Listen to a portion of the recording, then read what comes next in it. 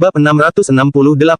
Lukman tahu bahwa penyerangan kota seharusnya dilakukan pada siang hari, bukan pada malam hari.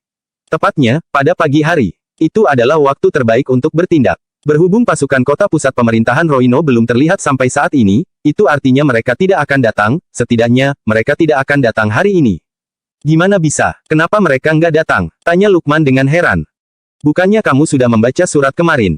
Kenapa kamu masih bertanya? Ujar Wira sambil tersenyum. Aku memang membacanya, tapi, mungkinkah ini karena pria angkuh itu mau bersaing denganmu? Tanya Lukman lagi. Hanya alasan itu yang terpikirkan olehnya. Selain itu, dia sama sekali tidak punya ide lain. Wira terkekeh-kekeh, lalu menatap Lukman dan berkata dengan tenang. Kamu benar-benar ingin tahu kebenarannya. Lukman menatap Wira yang tersenyum tipis padanya. Dia tertegun sejenak, lalu langsung menjawab. Tentu saja, kalau begitu, duduklah. Aku akan menjelaskannya padamu, kata Wira.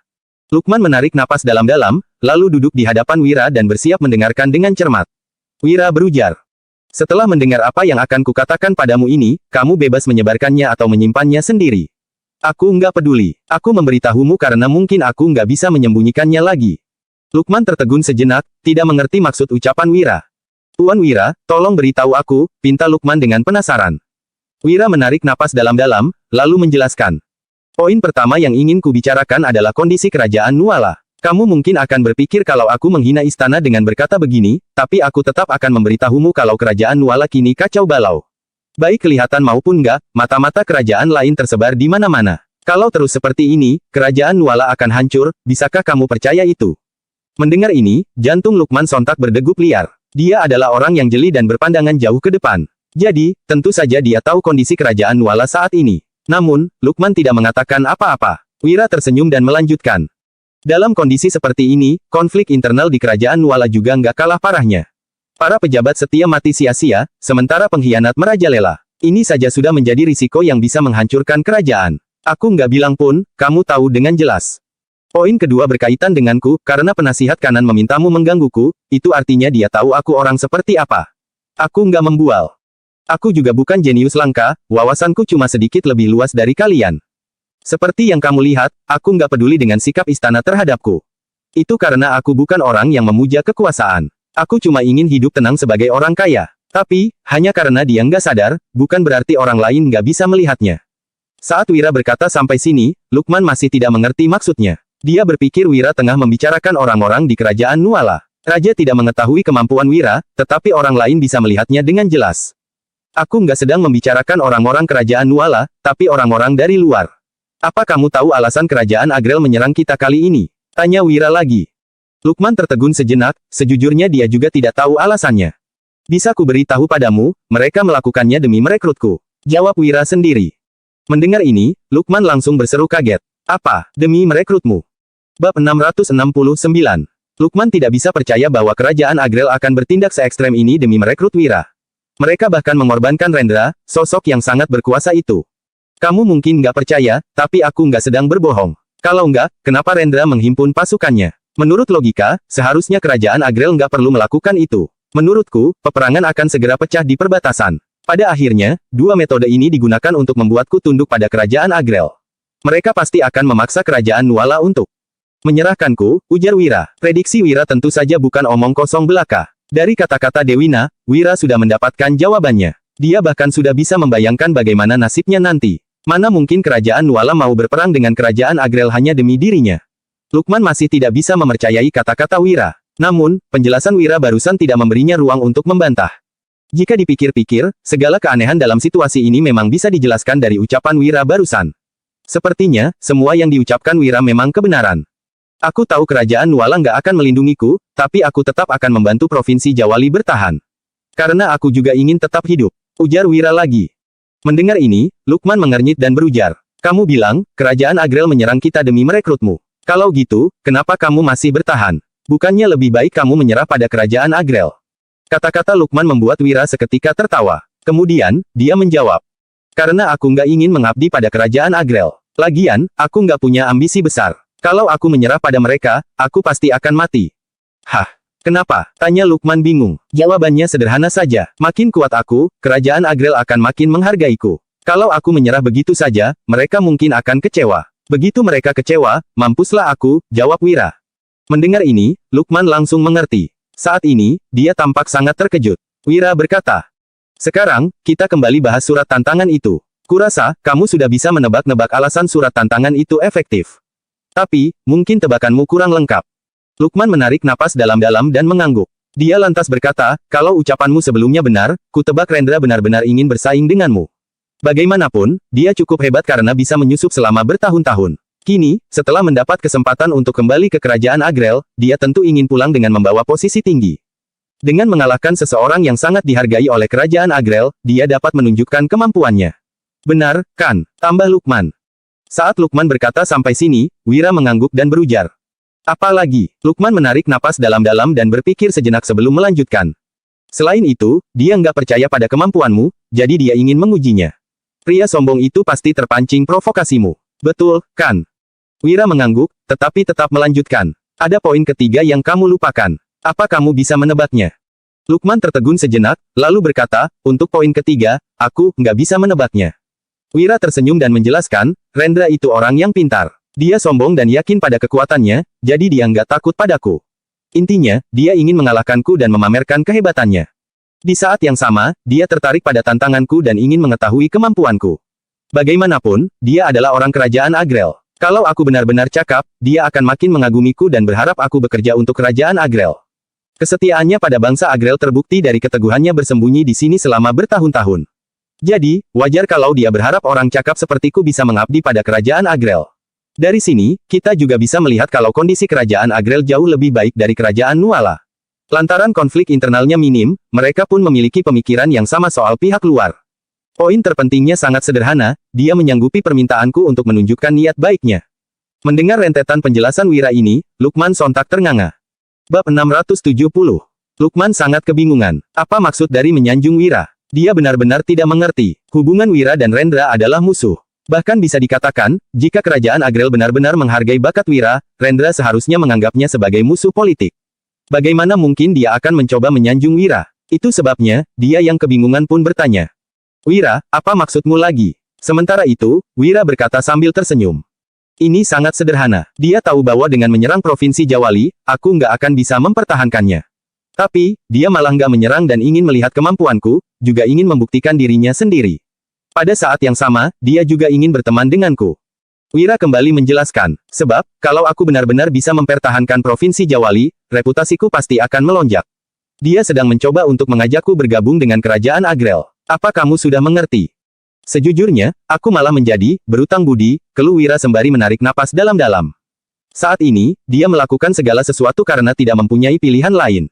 Jika tidak, Wira tidak mampu menunjukkan kehebatannya di Provinsi Jawali. Meskipun memiliki bakat yang luar biasa, apabila dia hanya memimpin sekelompok orang yang tidak memiliki semangat perang, juga merasa ketakutan ataupun sudah kehilangan harapan, lantas bagaimana mungkin dia akan mampu meraih kemenangan? Itu sebabnya, Wira harus mendapatkan waktu 1 hari. Dalam 1 hari ini, dia perlu membangkitkan semangat perang semua orang. Hanya dengan cara ini, mereka baru memiliki kesempatan untuk mempertahankan Provinsi Jawali. Dari apa yang kukatakan, kalau kamu memang mengerti, pasti akan paham. Kalau nggak mengerti, sebaiknya lupakan saja, ucap Wira. Kemudian, dia mengalihkan topik pembicaraan dengan berkata, "Tolong kumpulkan semua jenderal. Mereka harus menerima perintah di tembok kota." Begitu mendengar perintah Wira, Lukman tidak berani berbasa-basi lagi. Pada saat ini, dia benar-benar terkesan oleh pemuda ini. Di tengah situasi yang begitu sulit, Wira masih mampu menemukan solusi. Meskipun Lukman tidak tahu langkah apa yang akan diambil oleh Wira selanjutnya, setidaknya Provinsi Jawali telah memiliki secercah harapan sekarang, dengan demikian, mereka memiliki kekuatan untuk berjuang. Selain itu, Lukman dapat merasakan keputusasaan Wira. Apabila menggantikan posisi Wira, mungkin Lukman juga akan merasa kecewa dengan kerajaan Nuala. Orang ini, sulit dipahami oleh Lukman. Bukan hanya merasa kagum terhadap Wira, ada pula ketakutan yang mendalam dalam hatinya. Lukman bergumam, "Orang semacam ini, nggak boleh menjadi musuhku, lebih baik berteman dengannya. Tapi, hubunganku dengannya nggak akan bisa menjadi teman. Aku juga nggak akan menjadi musuhnya. Kerajaan Nuala terlalu rumit, mungkin, percakapanku dengannya hari ini akan bisa menyelamatkan nyawaku di masa depan." Lukman telah bertekad untuk tidak berkonfrontasi dengan Wira, tak peduli apapun yang terjadi. Orang ini terlalu menakutkan. Saat ini, semua jenderal telah berkumpul di tembok kota, bersama dengan 5.000 prajurit yang tersisa. Berdasarkan perkataan para komandan, mereka tahu bahwa penasihat militer ini akan mencegah pasukan kota pusat pemerintahan Roino untuk menyerang hari ini. Mereka memang tidak percaya pada awalnya, tetapi itu benar-benar terjadi. Mereka seharusnya kehilangan nyawa hari ini, tetapi tiba-tiba malah ada secercah harapan. Meskipun sangat tipis, mereka telah menemukan harapan untuk bertahan hidup. Saat ini, Wira tiba di atas tembok kota. Begitu melihat sosok Wira, semua jenderal langsung menyapa dengan penuh hormat. Penasihat militer. Wira hanya tersenyum, lalu berkata dengan acuh tak acuh. Aku bukan penasihat militer. Hanya saja, kita semua berjuang demi kelangsungan hidup, jadi tolong percayalah padaku. Setelah itu, Wira berjalan ke pinggir tembok kota. Ketika melihat ke arah 3 kota yang telah jatuh di kejauhan, juga 30.000 pasukan kota pusat pemerintahan Roino yang bermarkas pada jarak yang jauh, Wira pun berkata perlahan. Semuanya, seperti yang kukatakan, mereka nggak akan mengirim pasukan hari ini. Aku sudah membuktikan perkataanku. Apakah ada yang ingin kalian sampaikan? Saat pasukan mendengar perkataan Wira, tidak ada yang berani berkomentar. Bab 671. Tuan Wahyudi sangat berbakat. Kami merasa malu dengan diri kami sendiri. Kami mohon kepada Tuan Wahyudi untuk merencanakan strategi dan mencari jalan keluar bagi kami. Harap Tuan Wahyudi merencanakan strategi dan mencari jalan keluar bagi kami. Harap Tuan Wahyudi merencanakan strategi dan mencari jalan keluar bagi kami. Mereka telah melihat kemampuan sejati Wira dan tentunya sudah yakin sepenuhnya sekarang. Wira pun melirik semua pasukan dengan tatapan dingin, lalu berbicara dengan tenang. Aku berjanji akan mencari jalan keluar bagi semuanya. Aku pasti akan menepati janjiku. Apalagi, janjiku yang kemarin sudah ditepati. Selama kalian percaya padaku, Provinsi Jawali nggak akan jatuh. Wira menimpali. Pembangunan parit yang belum selesai kemarin akan diteruskan hari ini. Selain itu, aku memerintahkan bahwa di dalam Provinsi Jawali, nggak ada yang boleh berbicara tentang kekalahan untuk mematahkan semangat pasukan. Kemudian, Wira mengancam, kalau aku mendengar ada para prajurit yang melontarkan kata-kata seperti ini lagi, kaptennya akan dibunuh.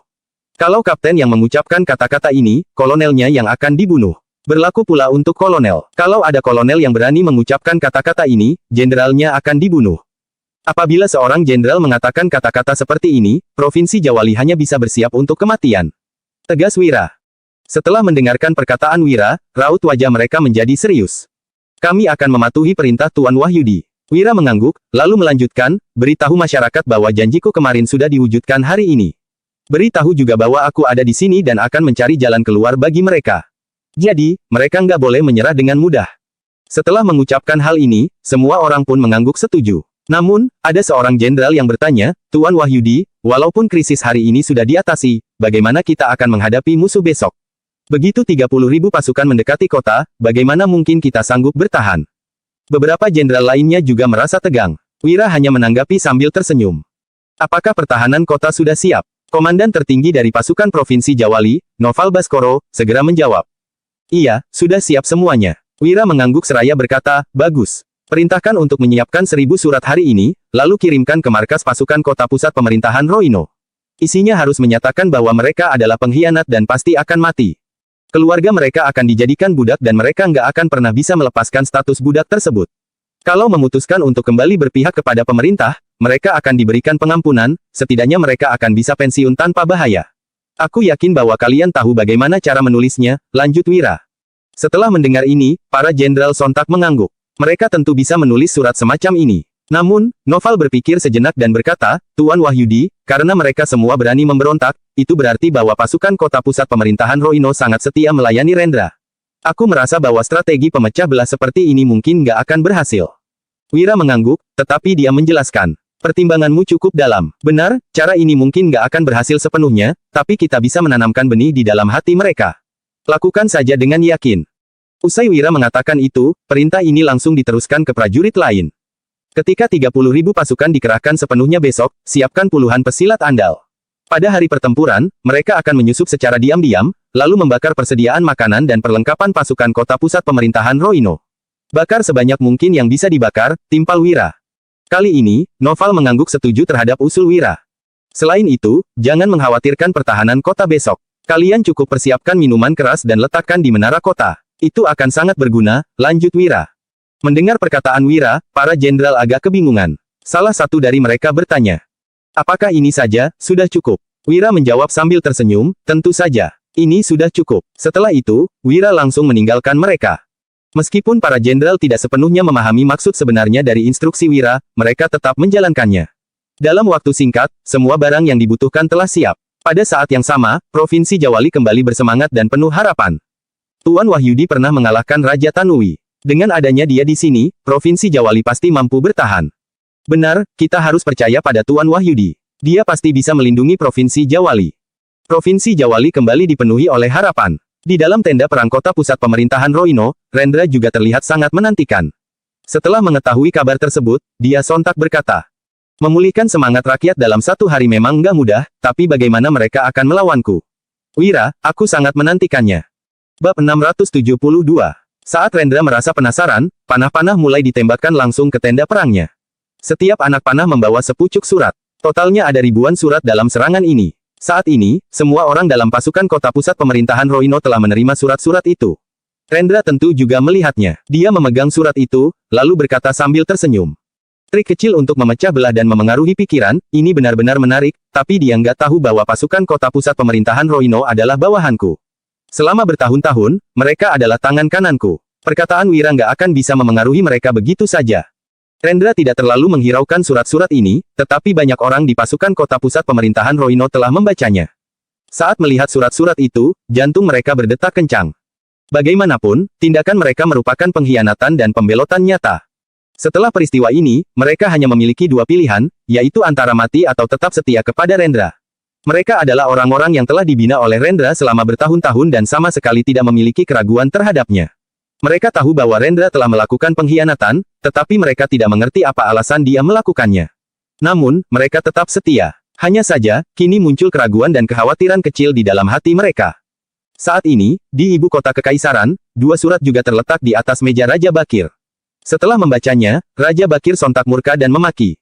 Bajingan, beraninya Rendra mengkhianati negara. Raut wajah Raja Bakir sangat emosi. Semua pejabat yang berada di hadapannya merasa sangat tegang dan cemas. Meskipun merasa kesal karena Rendra telah mengkhianati negara, Raja Bakir malah tidak mengambil hati. Dia lebih mengkhawatirkan tentang pergerakan pasukan kerajaan Agrel di perbatasan. Menurut laporan intelijen, pasukan besar itu telah menuju perbatasan kerajaan Nuala. Hal ini menandakan awal dari peperangan. Pada saat ini, Kemal segera berkata, Yang Mulia, Provinsi Jawali harus diselamatkan secepatnya. Hamba memohon agar Yang Mulia segera mengirimkan pasukan untuk menyelamatkan Provinsi Jawali dari krisis ini.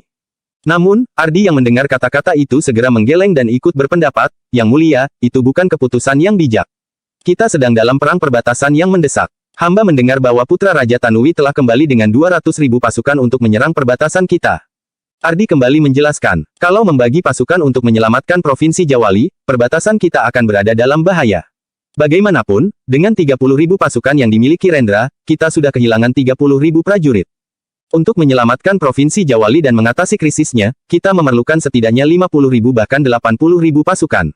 Tapi, itu akan mengurangi kekuatan kita sebanyak 100.000 pasukan. Ini adalah konspirasi dari kerajaan Agrel. Timpal Ardi.